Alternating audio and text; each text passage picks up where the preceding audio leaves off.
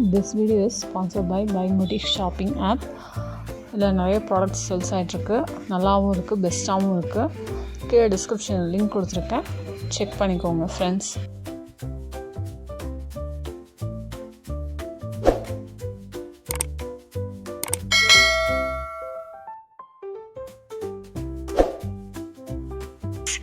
Welcome to my channel. குருவியும் நரியும் புகழ்ச்சிக்கு மயங்கிய குருவி. ஒரு அழகிய காட்டில் பசுமையாக புல்வெளிகள், உயரமான மரங்கள், ஓடிக்கொண்டிருக்கும் ஓடைகள் இருந்தன. அந்த காட்டில் பல்வேறு உயிரினங்கள் வசித்து வந்தன. அதில் ஒரு சிறிய குருவியும் இருந்தது. அந்த குருவி அழகாகவும் புத்திசாலியாகவும் இருந்தது. அதற்கு மிக இனிய குரலும் இருந்தது. ஒவ்வொரு நாளும் அது மரக்கொம்புகளில் அமர்ந்து இனிமையாக பாடும்.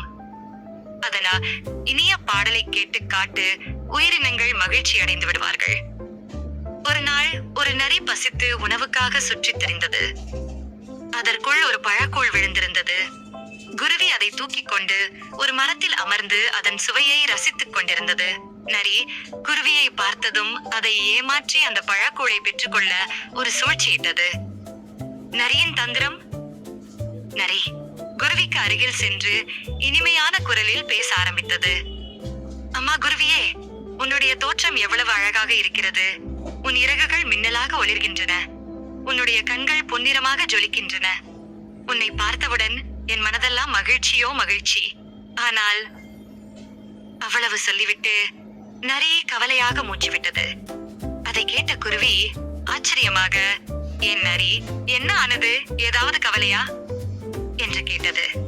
அதற்கு நரி, நீங்கள் இனிமையாக பாடுவதாக எல்லோரும் சொல்கிறார்கள்.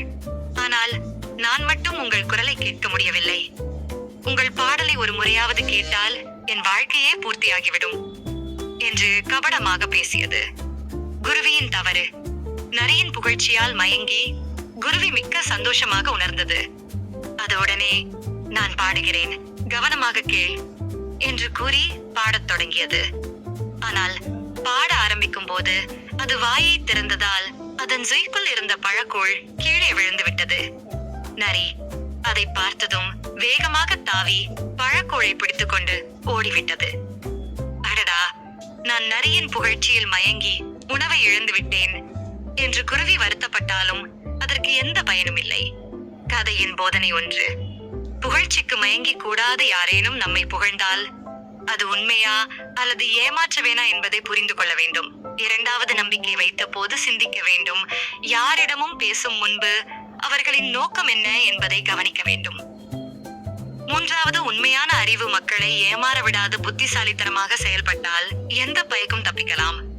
இக்கதையினால் நாம் உண்மையையும் அறிவையும் உபயோகித்து வாழ வேண்டும் என்பதை கற்றுக்கொள்ளலாம்.